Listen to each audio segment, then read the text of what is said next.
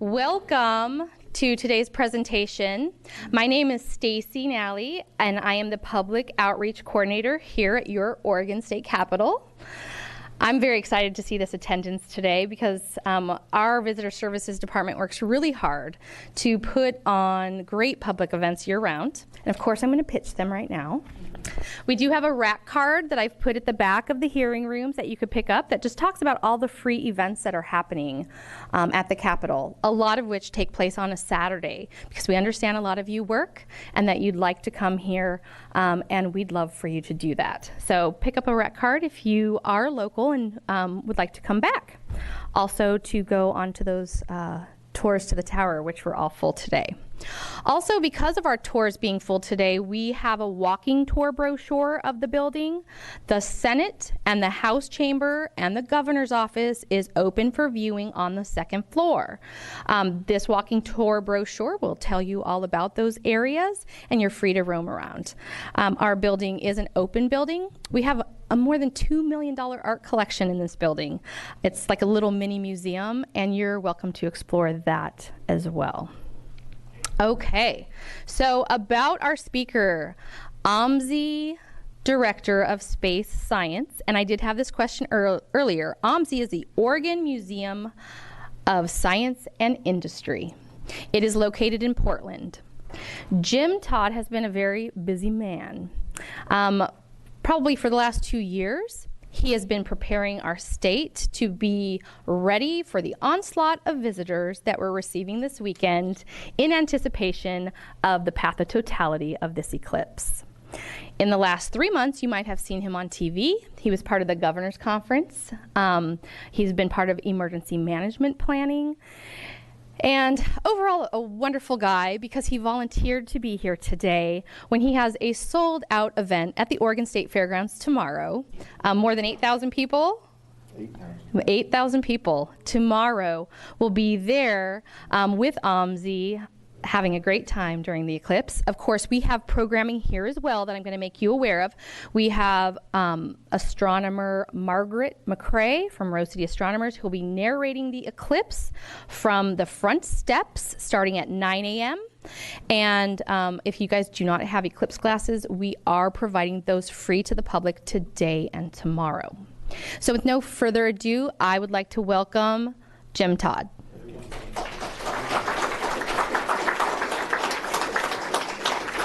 Okay, once again, good morning, everybody, and to all of you, welcome to Oregon.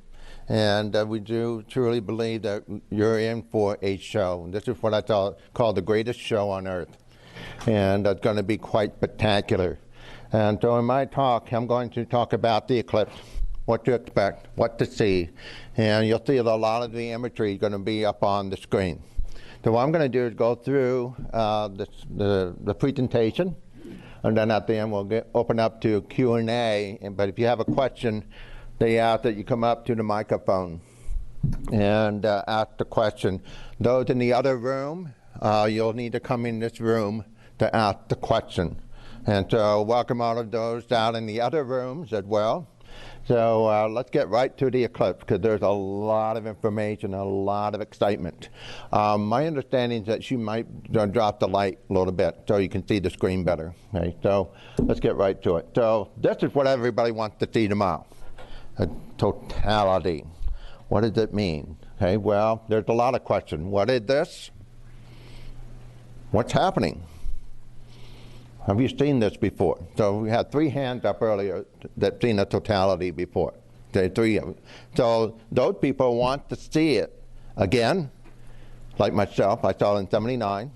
And then there are other people who say, I want to see this. I've never seen one before. Okay, so that's what's driving people to come to see this totality. Okay, when and where. You have to be there on time. You have to be at the right place to be able to see it. Okay, so what we're going to be talking about is the total solar eclipse, August 21st, 2017. It will be a day that you will remember for the rest of your life. It really will be. You'll remember where you were, what you're doing, and all of that, right? Totality! Oh my God! Look at that! Totality! Oh! my God, look at those streamers. Look at the crumbs. It's all prominences. Look at that. Prominences. Look at the moon. Red all around. Full shadow. Completely elongated. Oh my God. Look at that. Look at that stream. He's a little excited, don't you think? That's truly how people respond. They truly are excited. You heard him describing what he was looking at. The prominence, the corona, all of the things that are associated with the totality. This is actually an interesting story that happened a couple of years ago that went viral.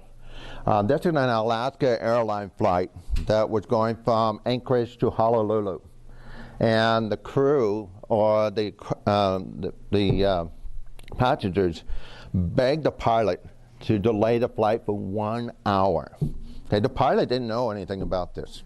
Okay, they begged him to wait 1 hour, and he agreed to it because everybody on that flight was also just going to get in for a real treat. They flew right into the shadow, okay, on the Alaska airline flight. Now, you can imagine everybody was on one side of the plane, okay? And everybody on this side of the plane could see the shadow on the other side, but couldn't see the totality. But the shadows surround you, okay? You see the 360-degree twilight. You see the shadow above you, okay? That's the magic. All of a sudden, the moon shadow is touching you, and it's around you, okay? So that's what people are really getting excited about, okay? So let's get some of the geometry out of the way. The moon is going to be in the new moon phase tomorrow. That's critical. That's one, okay? And then we have what's called a perigee. Perigee meaning that the moon is at its closest distance to the Earth, okay? And that's what you need. That's the ingredient for totality, that the moon is close to the Earth. There's apogee means far, perigee means close. Okay, the moon's orbit is kind of an egg-like orbit. Okay, so fortunately for us, the moon is close to the Earth for tomorrow, and that is the key ingredient to make totality. And that's when the moon is going to be bigger than the disk of the sun. Create that magic of totality. And then we have two important words you need to know. Umbra is the darkest shadow of the moon, that cone shape. Okay, that is the path of totality. Penumbra is the outer edge. Okay, that is the partial. Now, tomorrow, folks, this shadow is going to cover 5 continents: North America, South America, Africa, Europe, and Iceland. Okay? And so how big is the shadow? It's huge. But the path of totality is 62 miles. Okay? So does it matter where you are? If you want to see totality, you have to be in that path. Partial, all the way up to the Arctic Circle, all the way down to the Panama Canal and so on. The world is going to be watching us tomorrow. It truly will be. Okay? So we have 3 kinds of eclipse. We have a total. Perigee means when the moon is close. And that is the ingredients for totality. When the moon is far, apogee, we create the ring of fire. Okay, this is the ring of fire. And then there are other times when it's a partial, when it's not quite lined up. Okay, so we see far more partial than we see angular and totality. Okay, these are rare. Okay, now a little footnote. We'll get an angular in Oregon in 2023, and the center line is going to be over Crater Lake. How cool is that? Okay, so you can start making your reservations now. Okay, so the whole event lasts for 2.5 hours. It starts a little after 9 o'clock, 9:06 for Salem. Okay, and the totality itself is only 2 minutes. All of this excitement, folks, is for that 2-minute totality. All of everybody's been talking about is for 2 minutes. Okay, and then it's over at about 11:30. Okay, so it's a morning event for Salem, which is actually a good thing because that will give us clear skies before any possibility of incoming clouds coming in the afternoon. Unlike the rest of the United States, that's what they're worried about. Here in Oregon, we'll be the first and we'll have the best weather in the whole United States. Right? And then the partial also in Portland, Eugene, Bend, Baker City, not Baker City, Pendleton. They're going to have a partial. They're going to see this, okay? And what's essential is I will talk about when you wear your glasses and when you don't wear your glasses. We'll get to that, okay? But most of the nation will see this. You're here in Salem, you got the best show. You're going to see totality, okay? And you're here, you've done your homework, and you're going to get a really good show, okay? And then there's angular. Angular, you see, does not have the spectacle of the totality. It doesn't have the corona. It doesn't have the diamond ring or any of that, okay? It's still wonderful to watch. Technically, it's an eclipse, but that's when the moon is too far away to cover the disk of the sun, okay? This is a map that you should have on your computer, okay? The web address is way too long to describe, but you need to Google that information down at the bottom of the screen. Okay, Javier, 2017, Eclipse Interactive Map. Okay, if you Google that, it will take you to an Eclipse website, and then you have this map. Okay, I met this gentleman 3 years ago. We had the American Astronomical Society meeting at OMSI. We started talking about this eclipse 3 years ago.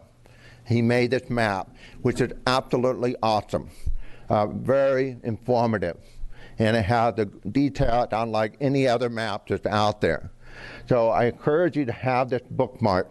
He also has made this kind of map for future eclipses as well.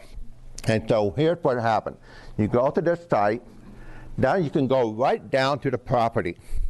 Okay? You click on that property, and it'll give you the exact details of what's happening at that location. And it'll come up with information like this.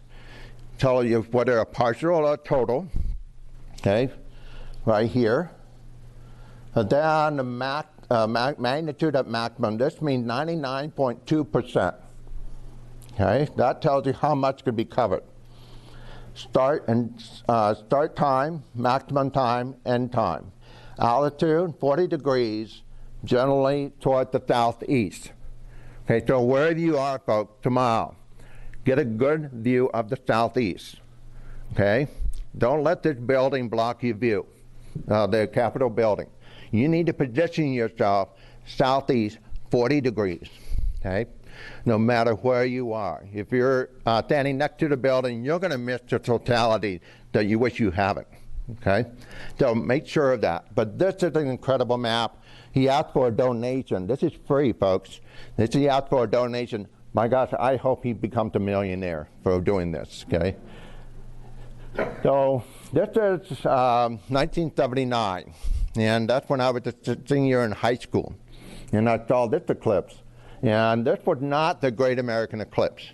This one passed over the Pacific Northwest and up into the Canada. You notice the shadow is much wider. Okay, why is that? Well, keep in mind, this is February. The Earth's North Pole is leaning away from the sun. So the shadow is elongated because it's leaning away, causing that shadow to be wider.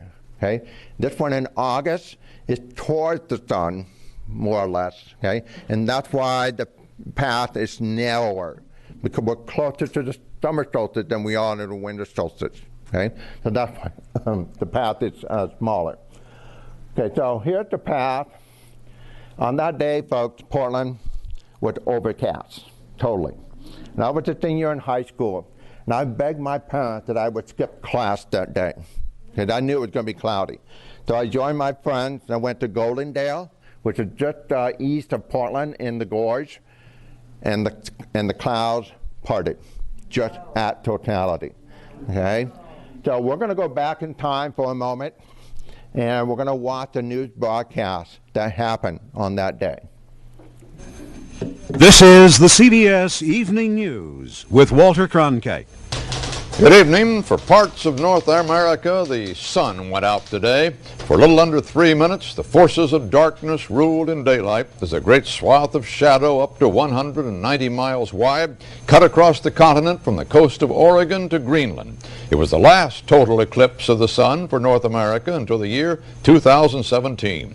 Thousands of scientists and amateur viewers saw stars and the planets Mars, Venus, and Mercury briefly dominate the daytime skies. There's been a good deal said in recent days about the ways ancients responded to an eclipse, but as Eric Engberg and Terry Drinkwater report, modern man still hasn't lost his sense of wonder. The moon's movement across our line of sight to the sun, just beginning here, gives the impression that a bite has been taken out of the solar disk. These pictures of the eclipse were taken from a specially equipped Air Force research plane carrying scientists and photo equipment. Cameras on board, fitted with extremely dense filters over their lenses, photographed the disappearance of the sun behind the moon from a point over North Dakota near the Canadian border. From 40,000 feet above the cloud cover, scientists studying the eclipse had an unparalleled view. Slowly, the moon blots out the entire sun as the moment of total eclipse arrives. Some final sparkles of sunlight filter toward Earth across the moon's mountains and valleys. Then darkness. With the filter removed from the camera lens, the corona of the sun can be clearly seen. Study of this solar atmosphere is one of the main scientific benefits from an eclipse. More is being learned about the corona all the time. Many experts believe it has a direct effect on the Earth's weather. The moon's movement brings forth a second sunrise, ending the mid-morning darkness which had stretched across the horizon. And now we're going to go to Golden Gate. Eric Engberg, Now we're a CBS few miles News, from this airborne location. above North Dakota. At the Goldendale Observatory in Washington State, astronomers, amateurs, and professionals alike cheered the moon as it started to move across the face of the sun. Nearby, at a replica of Stonehenge, Druids, neo-pagans, invoked their gods, Mother Nature and Father Time, to ensure cloudless skies.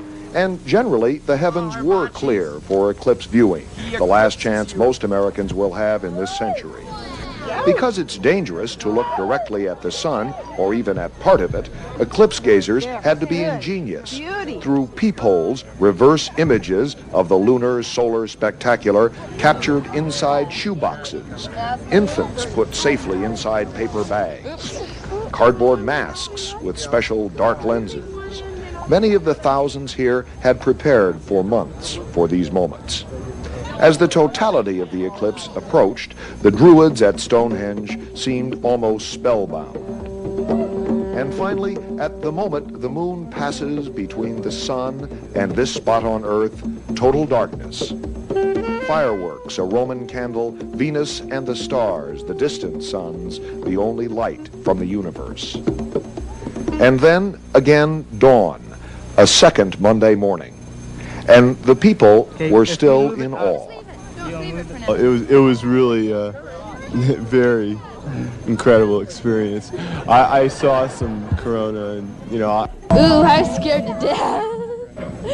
I was really scared. A very spiritual experience, it is to me anyway. As the warmth of the sun returned, those who watched knew that they had seen an event most mysterious and dazzling. Terry Drinkwater, CBS News, Goldendale, Washington. Not everything. It's really good fun to go back in time, but what the point of it, it showed how humans react to totality, spiritually, romantically, and scientifically. Right? And it will be loud, trust me. When you're in that path of totality, it will have a profound effect on humans, without question.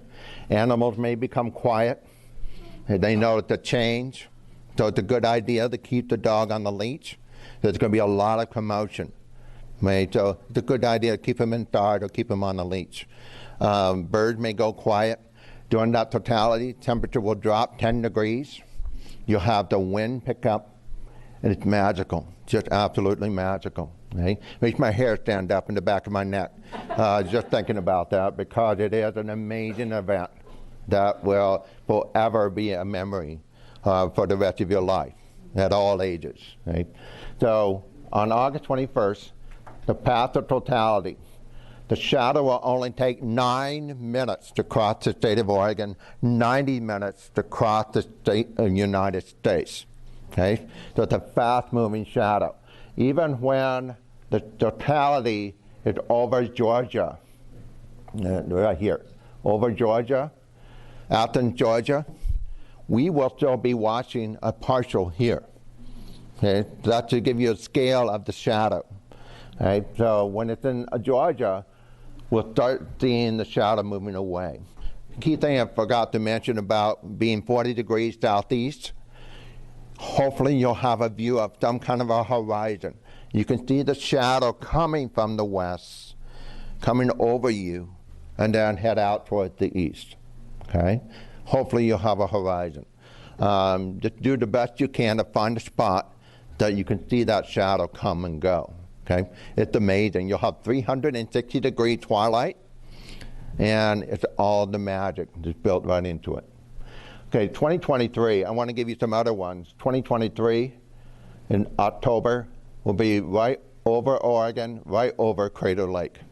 Right? Make your reservations now. 2024 will be the next totality in the United States. But you think there's a lot of people coming now? Imagine what 2024 is going to be. It's much more populated city than they are here. In Oregon, it'll be about 60% partial.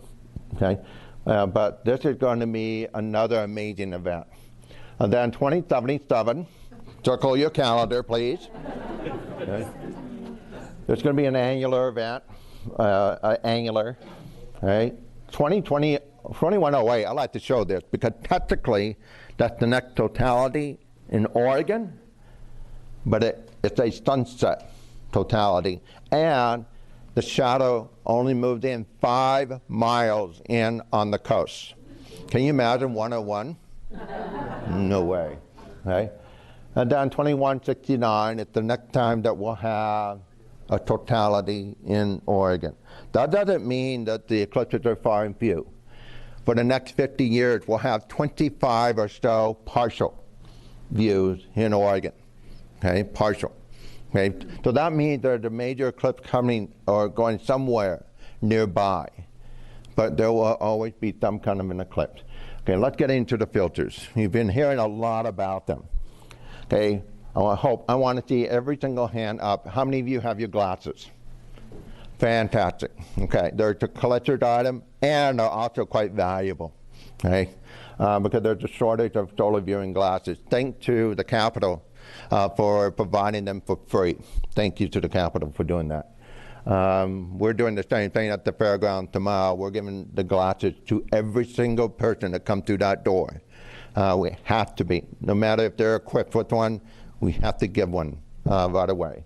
So the solar viewing glasses, what they are designed for, to look at the sun directly. They're made out of polymer. It's a way that they break down, they stop the UV radiation from entering your eye. Okay? It's critical to understand this, is that these glasses are protecting your eye because the retina, it would only take 10 seconds, more than 10 seconds, staring at the sun to damage your eyes permanently. Okay? And so even while you're watching it, your optic nerve in the back has no pain receptors. You will not feel any pain at all while staring at the sun. Okay? And it won't be until after the fact, even right after or a few days after, you'll start seeing blemishes that cannot be fixed. How important is this to train your children, or any children, to understand how to view the eclipse safely? Don't make it even a dare. Okay? It's just not cool. Okay? Unfortunately, these are counterfeit solar viewing glasses out there that are being circulating, mainly online sales. And these are not designed to protect your eyes. It's just sad that you pay $3 to damage a kid's eye. Okay? So how can you tell they're counterfeits or not? Well, for one thing, you want to make sure they're ISO, International Safety Organization. Even then, they can copy it. Okay, they can copy the logo. Okay, this is going to be after this year, there's going to be a major change in how we get the solar viewing glasses for the future. But the thing is, you want to make sure that the ISO has these reputable vendors listed on the glasses. Okay, any of these names. You can find them on the American Astronomical Society website. Right there, you can get this list of all these names. These are the reputable solar viewing glasses supplier.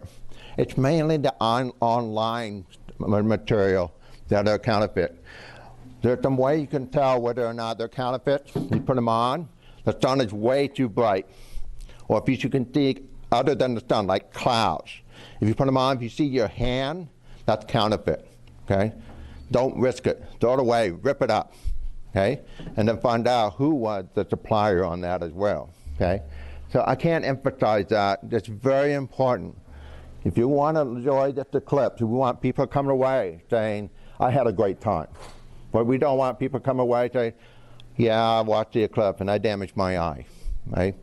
You can do yourself a favor too, is that, you know, that old expression, only you can prevent forest fires. He could say only you can prevent eye damage. Point out to anybody that's looking at the eclipse without filter. Point them out, okay? Sunglasses will not work. Just will not. Welded viewing glass number 14 is fine, as long as you have plenty of shield to go around with it. I've been told that the welding glass for nitrogen will not work. I have not experienced that myself. I can't speak that I saw the nitrogen version of the welding viewing glass. Will not work, just will not. But don't try to use the solar viewing glasses. Okay, so what you have to do is learn how to put them on, look down, put your glasses on, then look up. You're going to get an orange hue like this. You get the silhouette, okay?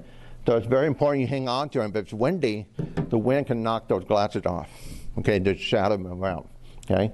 So practice it, demonstrate it, and make sure you know how to use it, okay? When is the good time to watch the eclipse? Totality. First hour and 15 minutes, you must wear the glasses. And only during totality and only in totality that you can take your glasses off. If you leave them on, you're going to miss the totality. Okay? It's too dark. Okay? Because it will be about the brightness of a full moon during totality. But you take them off only during totality. How you know when? You start seeing the corona. You see the corona. That's the automatic. Right there. Take them off. Cheer, cry, hug, jump up and down. Make noise, folks. Okay? And embrace it. Embrace the scene. Okay?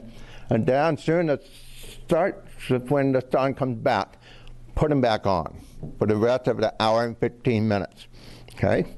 But don't lose your glasses while you're watching the totality. Okay?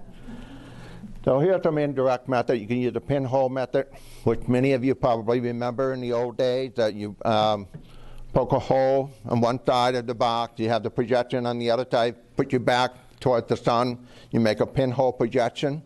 Another fun thing, you can cross your hand like this. You see the image on the ground. You get the silhouette of the moon with the sun that makes a crescent shape. Okay? Great photo opportunity. Great photo opportunity. And then stand under the tree. Right there, you stand under the tree, you get that silhouette. Okay? It's a natural pinhole.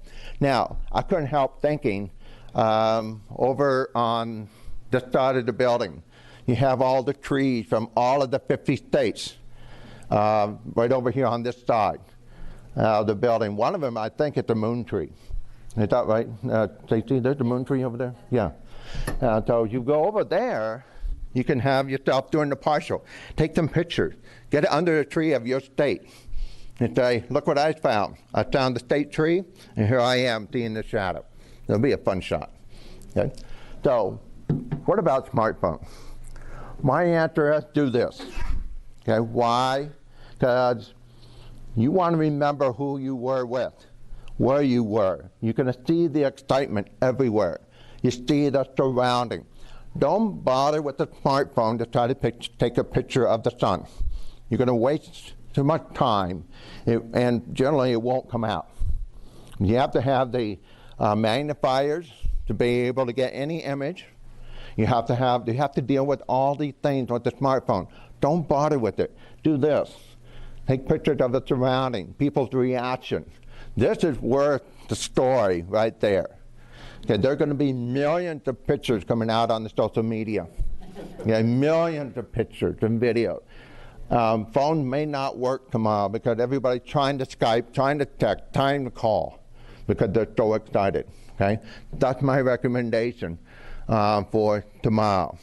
Myself, I'm just going to stand on the stage and just look up. I'm going to look up and celebrate right at that moment. No, don't look at the sun with binoculars. Don't look at the sun with an unfiltered telescope. And most of all, put your glasses on, try the binoculars? Absolutely not. Absolutely not, okay? And if you have glasses like me, you put your filter on over your glasses. They're the first line of defense for your eyes, okay? Some people think you can put it behind your glasses. It'll work. But put it out in first line of defense. Put it on top of your glasses, okay, for that viewing. As I mentioned, for pets, okay, take care of them. There's some concerns by the National Pet Sitter Association that dogs are going to be left in a hot car for all that 2.5 hours. Okay, don't forget them. But also the commotion, the excitement, the change. Any pet, think of them. Also, you want to be able to get home and take care of the dog who's sitting at home waiting for you to come home. And there expect to be traffic delays tomorrow after 10:30, okay? So make sure you keep the pets in mind, okay?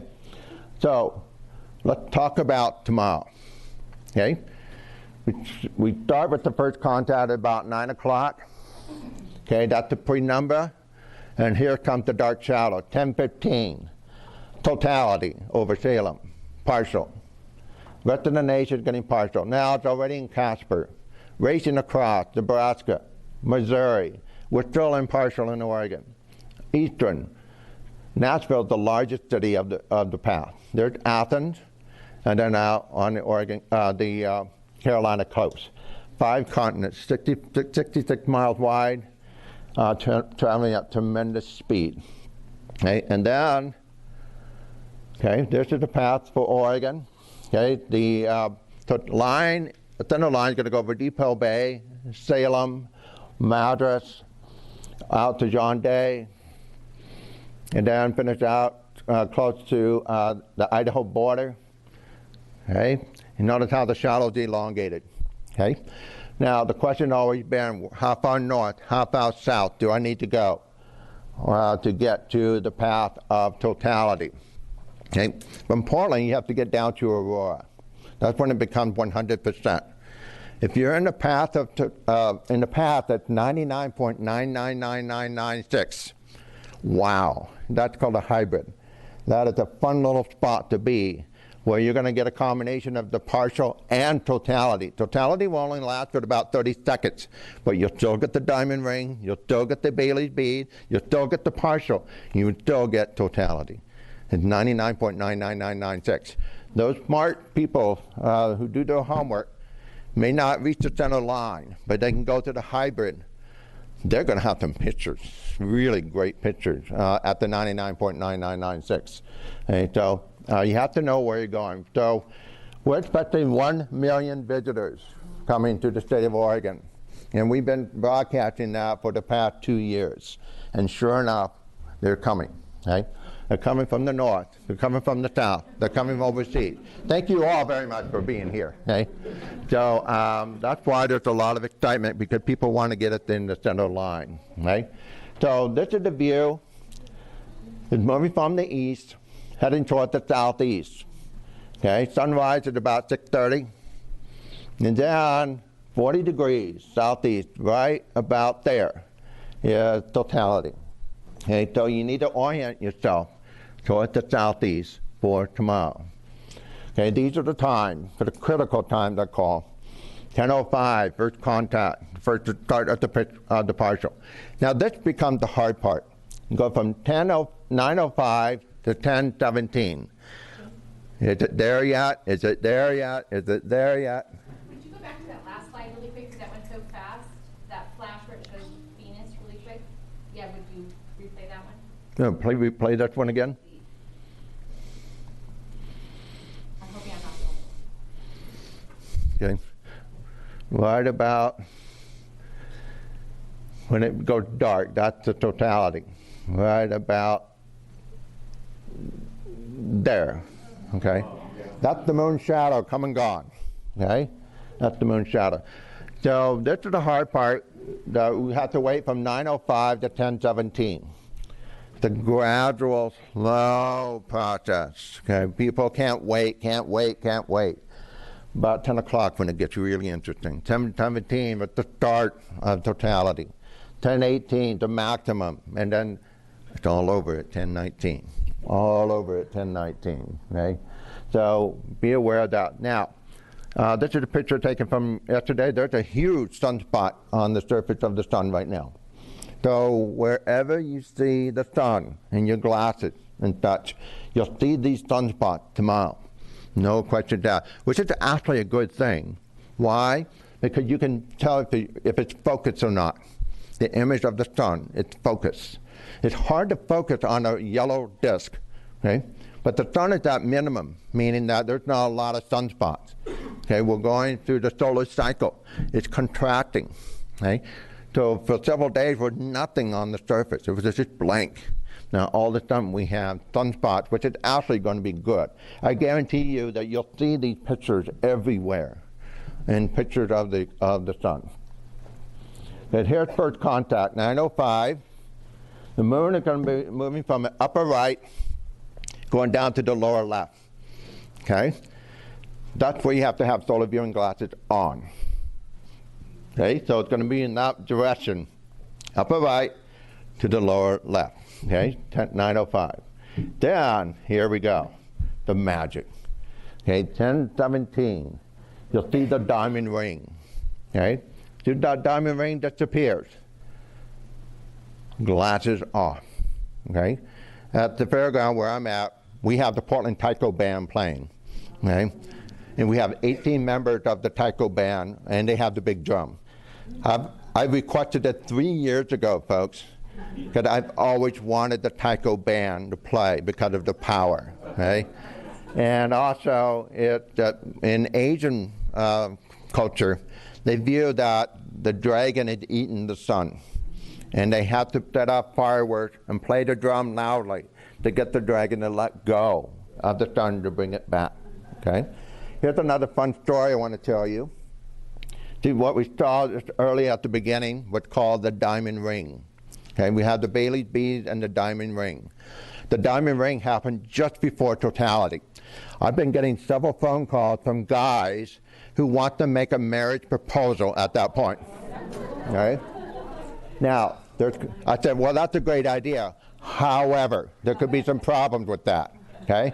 If you propose just before totality, okay, you're going to have to wait 2 minutes for her to answer back. Okay?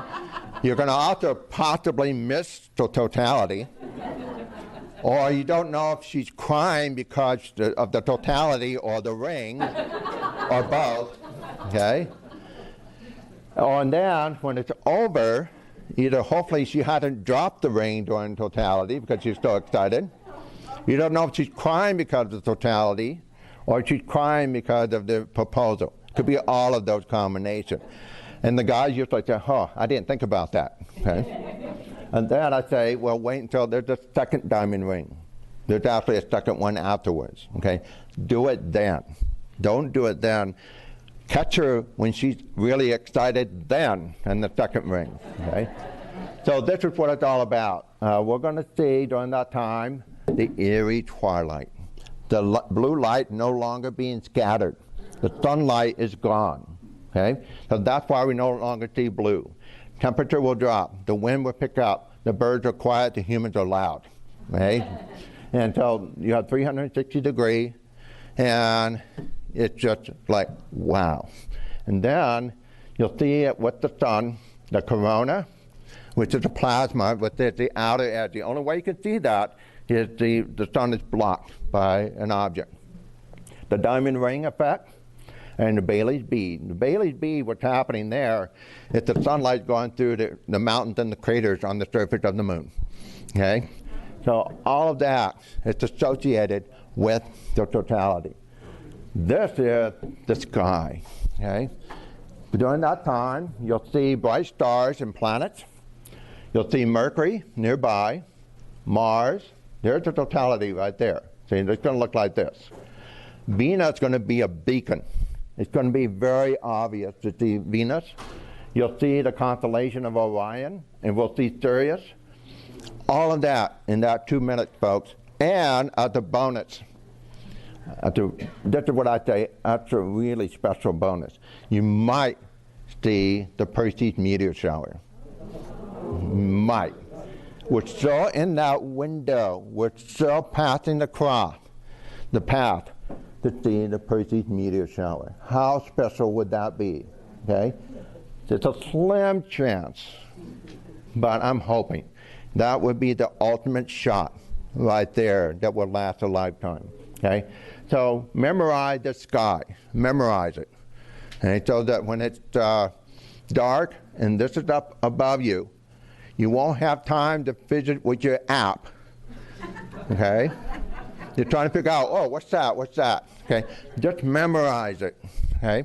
Just remember, Mercury, it's kind of like this, what I tell you, Mercury, Mars, Venus. Mercury, Mars, Venus. Okay? That's all you have to remember. Mercury, Mars, Venus. Okay?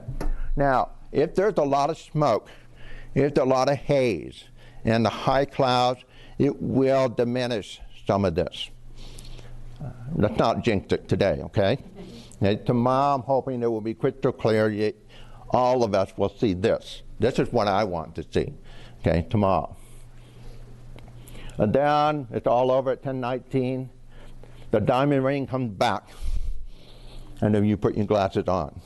This is a time that you want to cheer, embrace, give hugs, smile, cry, because you just had an amazing experience with the greatest show on earth.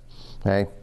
And then, after that, until 11:30, the sun pulls away and the show is over. And that's it. The show is over. Okay? And it won't happen again in Oregon for 154 years. Right? So there's going to be a lot of science in this. Citizen Kane, with a whole bunch of telescopes putting together, studying taking pictures and such.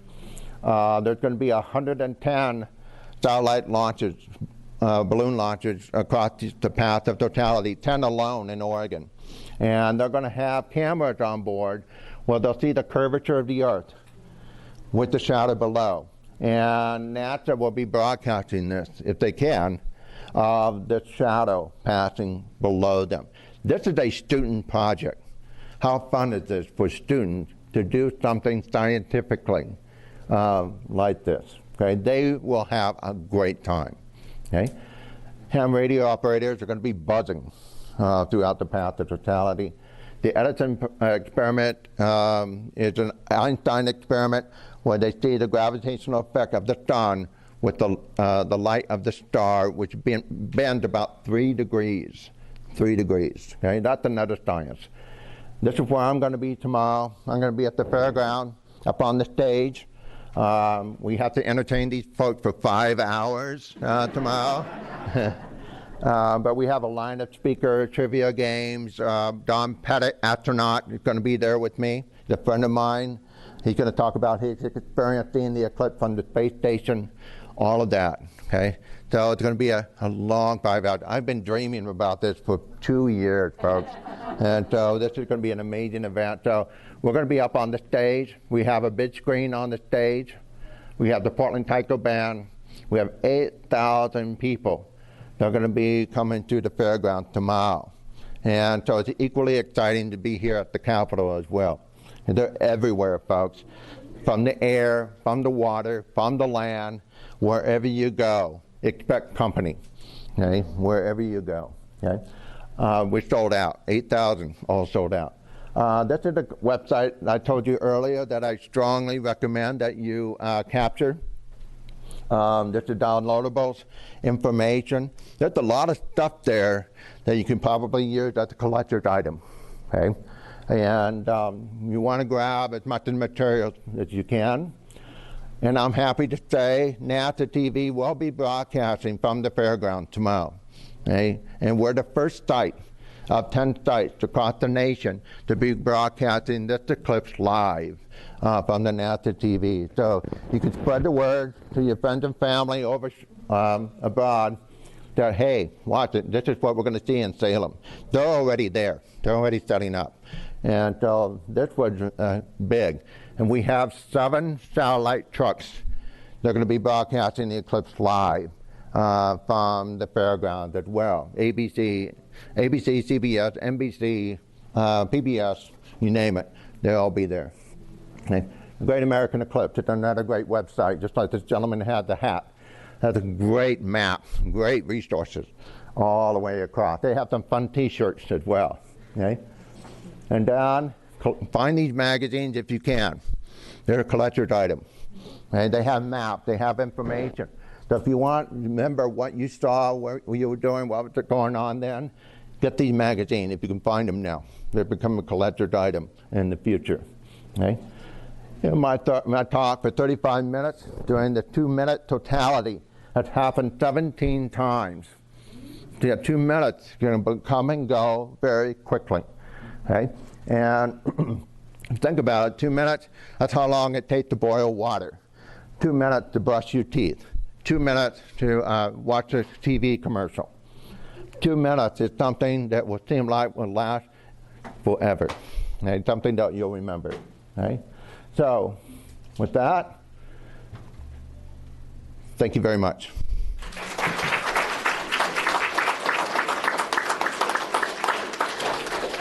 All right, at this point, I'd like to open it up for questions.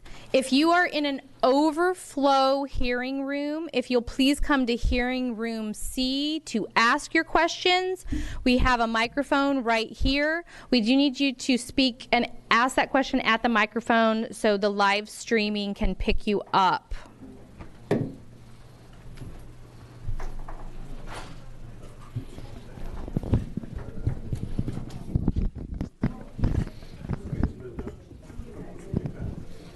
A couple of questions. One is there any limit to how much you can view the eclipse through your glasses, provided you have acceptable glasses?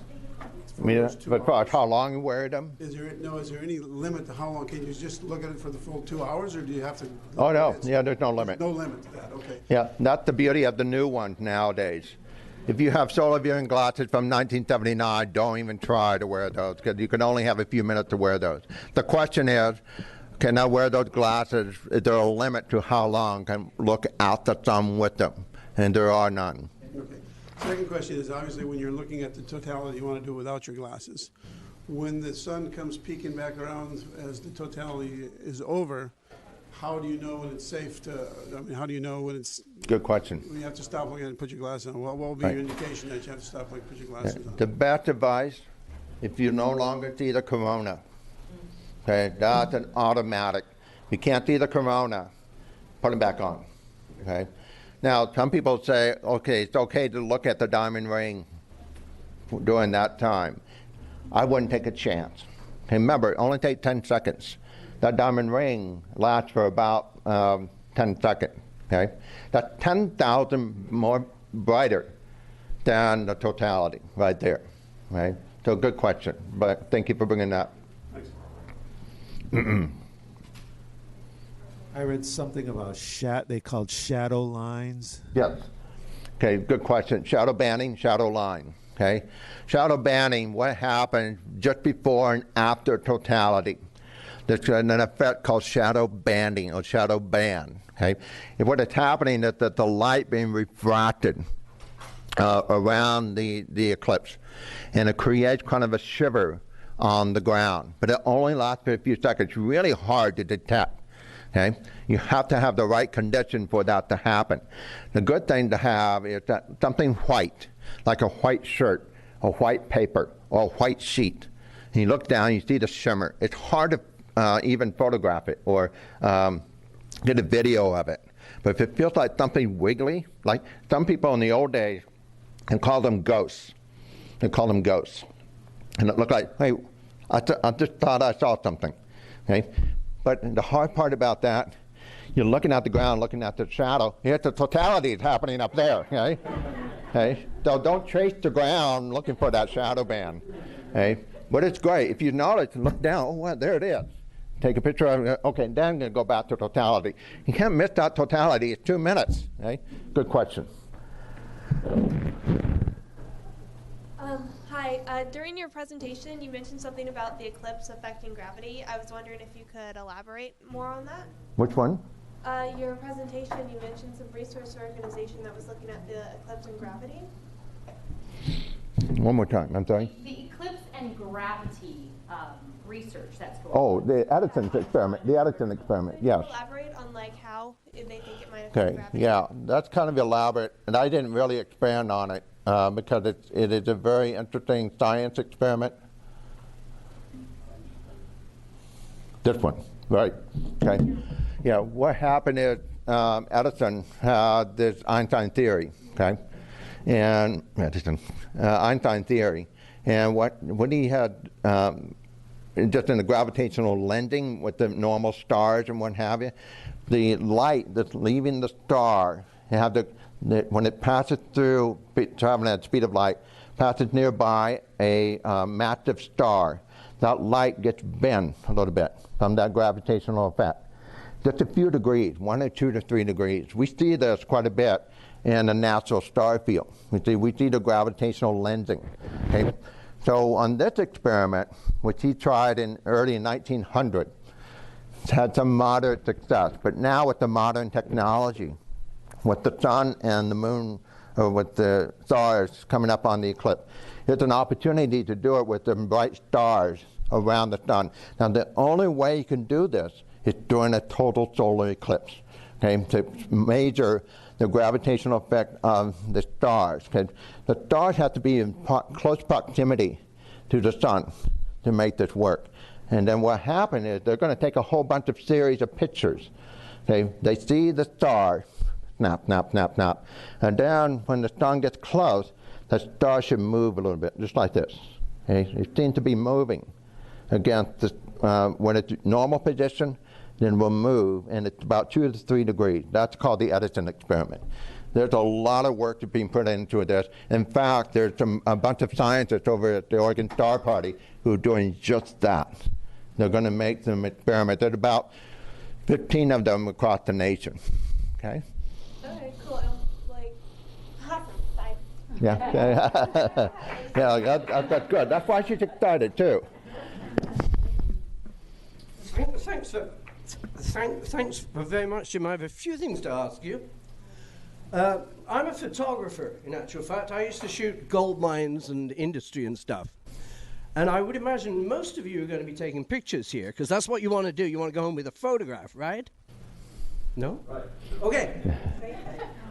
Well, I took pictures of the 1979 eclipse in Brandon in the winter, in February. And I had a tripod, and I had a 500mm reflector lens, and I was doing great things, and I set my camera up, my wife's sleeping in the car at the time, and I'm all ready to shoot. I shoot slide film in the old days, got back, got some fabulous pictures, but nothing was in focus.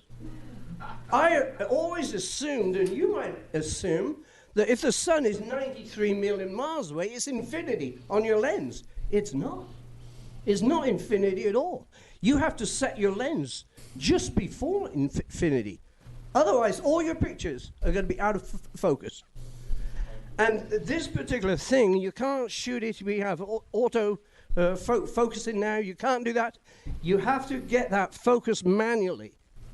And that's very difficult to do because with the filter on, everything's dark, you're looking up, you're nervous, you're sweating, your wife's still sleeping perhaps, and it's a bit of a problem. So remember this, otherwise you're going to go home with a whole bunch of out-of-focus pictures.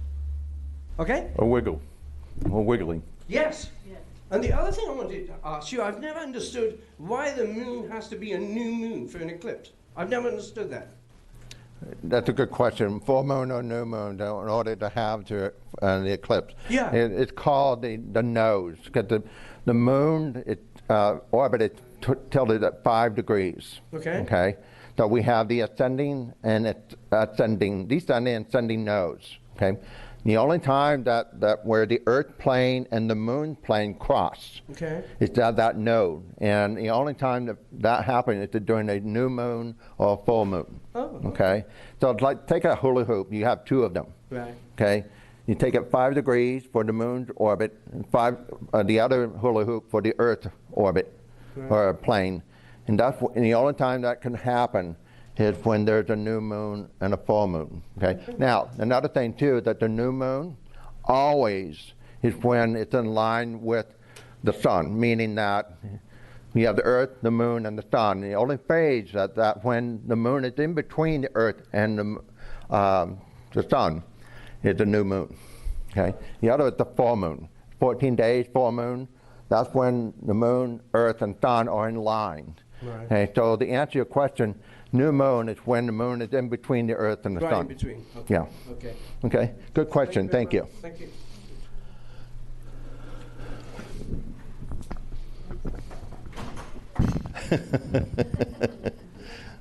If we're here in the Capitol grounds, what would you recommend? How far should we walk away from the building to be able to see the solar eclipse? Okay, if I have my orientation right here at the Capitol, yeah, which direction is that? So if you are in the Capitol Mall, which is north of the Capitol, we have unobstructed view because we don't have trees or buildings that are taller than the 45-degree angle, which Jim showed you in the presentation earlier. I went out in April, around April 15th or so, when I was told to go out to find out exactly where in the sky the sun was going to be, to make sure all of this planning here would be fine. So the Capitol Mall, just north, is a good place to be. How many yards from the Capitol? So just somewhere in the middle of the mall? Honestly, if you're on the front steps of the Capitol, you're still able to view it just fine because of the angle in the sky. Okay, so being on the mall, no problem. Correct. Yeah. Okay, Thank you for bringing that up. Another thing too, I think they deliberately are hoping to do it out in the front plaza so you can get the totality next to the Pioneer on the top of the building. What a shot would that be? Hey, what a shot. Bringing that up, thank you, Jim. We actually do have live stream of that exact shot. Legislative media team set up cameras last week and tested it. So starting at 9 a.m., we have the live feed of the eclipse from the top of the Capitol building with the Pioneer in the shot. And the split screen is going to be the moon's shadow as it crosses the Capitol Mall. And that's a slow-mo camera that's doing that. My question is very similar. First of all, are the lights going to be turned off on the Capitol Mall? And secondly, is the mall better than watching right across the street at Willamette University? So to answer the question regarding the lights on the Capitol Mall, we have received confirmation from DAS that those lights have been turned off. The Capitol's lights are actually on timers, so they're not on an optical eye, so they will not be on during the day.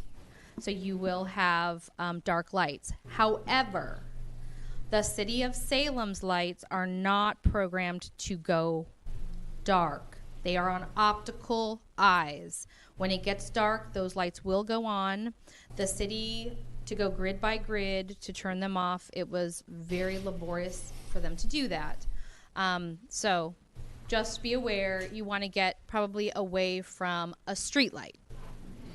Yeah, and as far as the difference between the Capitol and Willamette, no difference. Yeah, that's the hard, tricky part, is that you want to enjoy the totality, then you get interrupted by a light. I would not want to be that neighbor or that owner of that light. We made double sure of it at the fairground because there's these huge glaring lamps on top of the stage. those would just cause a riot if those things came on. You did a beautiful presentation. Thank you. Thank you. I wondered, how will this affect the ocean, and could it cause an earthquake? I'm from Southern California. Yeah. Okay. Now, if it does happen, it's coincidental. There's no association. However, the ocean, because it's a new moon, I would not want to be camping on the beach tomorrow morning, because there'll be a super high tide. Okay? So the low tide, high tide on the beach. In fact, the Oregon State Parks are warning people of this, that do not camp on the beach tomorrow morning.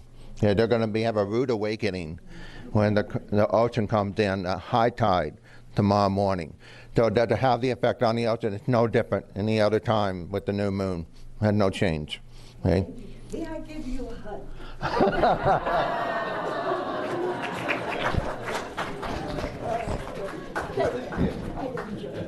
Thank you. Oh, okay. Okay, show's over, folks. I will forego the hug. So a question about ideal location. Maybe when we get to know each other. No. No. So when obviously you're facing southeast, and you want to have, so there's no trees or anything blocking. But you mentioned something about what's coming up behind you, the shadow, that you want to be kind of aware of the space behind you too. Can you describe that a little bit? So Yeah, here you are if you're facing toward the southeast. Okay, totality is happening. But just prior to that, just a few minutes. Now keep in mind, it's moving very fast. You look towards the west, the moon's shadow is arriving. In other words, totality is coming. The shadow comes in, and then when totality starts right over you, and then when it pulls away, it's moving away. You can actually see the shadow. Okay? Now, as a little disclaimer, if there's a lot of haze, a lot of clouds in the area, you won't see that shadow come and go, which is really unfortunate. Okay? If you're out and about, if you can see Mount Jefferson, which is the highest point of the whole path of totality, if you have a view of Mount Jefferson, you can actually see the shadow come and go over the mountain real time. Okay? What happened if you're watching the eclipse, that's why the photon matters are in for a show. You see Mount Jefferson all of a sudden covered with the shadow, and you're in the light. Then all of a sudden you're covered by the shadow, and then all of a sudden Mount Jefferson's lit up because the shadow is leaving. Okay? So they're going to get a view. There's a lot of people going up on Mount Hood at Timberline Lodge. They're going on the lodge to look at Jefferson. They're going to make a time lapse of the shadow coming and going over Mount Jefferson. Okay? So that makes sense now? But see, everybody's focused on the totality, and then, boy, behold, there's a shadow coming. Okay? Hello, thank you. Thank you. I was studying very well. Thank you. I'm from Japan, from Tokyo.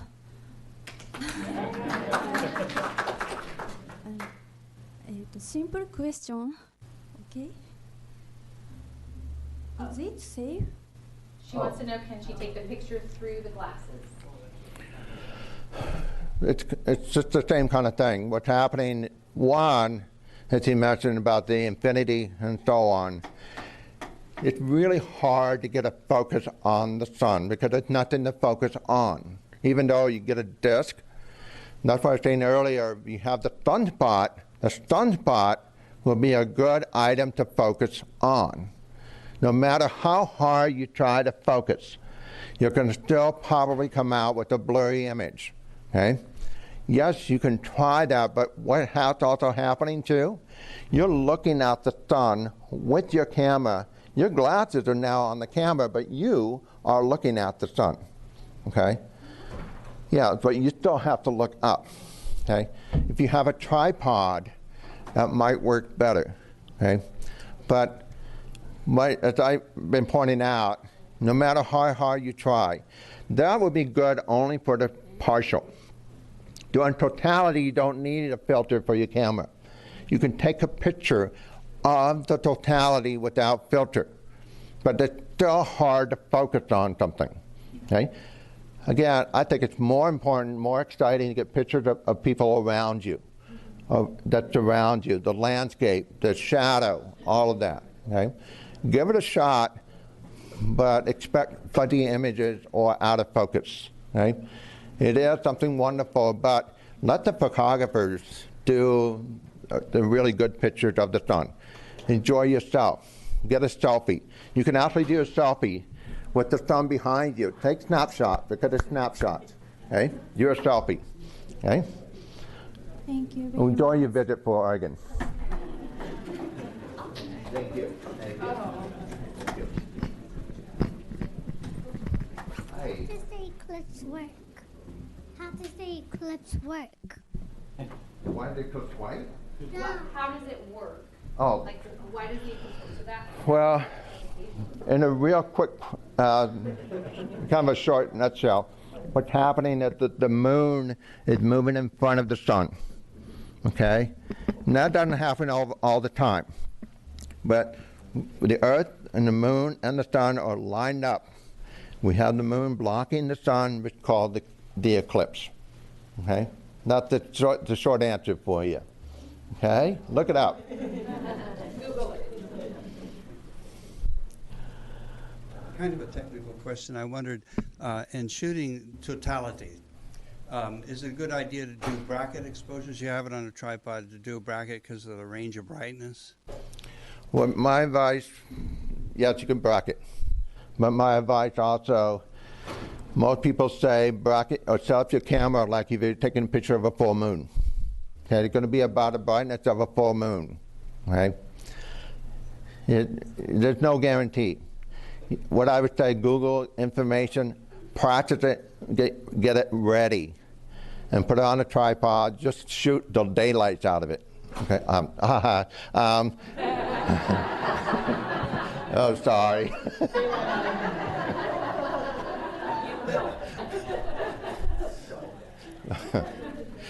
I didn't intend that. Okay, but just practice it. I don't have a good solid answer for it, but just treat it like you're shooting full moon. But again, the focus is going to be, just as that gentleman was saying, it will be the ultimate challenge to get it focused. Even if you try to get pictures of the sun today, even if you start with the filter, of course, you try to find that sunspot. And then if you think you've got the focus on the sunspot with your test pictures, then you have a candidate as far as what the focus should be, as long as you keep it in that mode for tomorrow. If you're using a wide angle, like a fisheye, is the sun going to be large enough to really see the black dot around and the corona around it? No. No, it's going to be itty bitty bitty. The fun thing about the shadow, or the wide angles, you can capture the shadow. The shadow that's coming and going. If you could do a time lapse with it, that's great, that wide angle. GoPro is making big bucks on this, the GoPro cameras. People are setting it up, turning it on, walk away. They set it up for hours, okay? What they'll see in that GoPro, you'll see it, trust me, throughout the internet. You'll see time lapse of the shadow going through the GoPro. They're great cameras. Thank you. Two questions. One, I read on the internet that there was some radio station that's going to be broadcasting, what's happening as it's live, as it's going on. You mean Salem? Yeah. So we do have different radio stations that will be recording. We have the astronomer on the front steps. They have their program at OMSI. So on OregonLegislature.gov, for instance, the astronomer will be narrating over that picture that I told you about. We do have some other radio and TV stations that will be here as well, broadcasting that. If you're up in the mountains or yes. A radio station that's telling you what's happening, is there there's 91.5 broadcasting? What was the website for broadcasting? It'll be OregonLegislature.gov for that. And you're going to be streamed live on NASA.gov. Right. Will you be narrating over it? Right. Okay, so narration over NASA.gov as well. As far as a radio station, I could probably find the call numbers for you. Are you aware of any radio station that will be broadcasting that? No, but if you want some really good music, Yeah. you know there's going to be some, here comes the sun and all of that, you know. But the classical radio station in Portland, I forgot their number, 98 point something. They're going to be broadcasting for the 2.5 hours Eclipse music, classical music, okay? So there would be a wonderful background for that, but other than that, I'm not aware of any. Another quick question is addressed actually to the photographer. Do you have any idea what type of brackets you would use? I mean, are you using like an ASA 800, 400, and 1 second, or half a second, or 1,000th of a second? Yeah. With the bracketing, I would suggest that whatever you use the setting for the full moon is your best bet. I'm honestly not a photographer, expert photographer, okay? I think the best viewing is going to be with your eye, okay? Your eye is going to be the best recorder. The best view of all is with your eye, filtered eye. You mentioned like 2 hours. What's the time start and end? For Salem, it's 9:06 at the start, 11:30 at the end. That's the whole duration, okay? Meaning right. like that. From partial, totality, partial. But for the totality, it's about 10:17, 10:18, 10:19. That's the critical point. You should be nowhere else than just at that spot. You need to be there on time. Okay, thank you. All right, thank you so much, Jim. If you guys, yes, round of applause.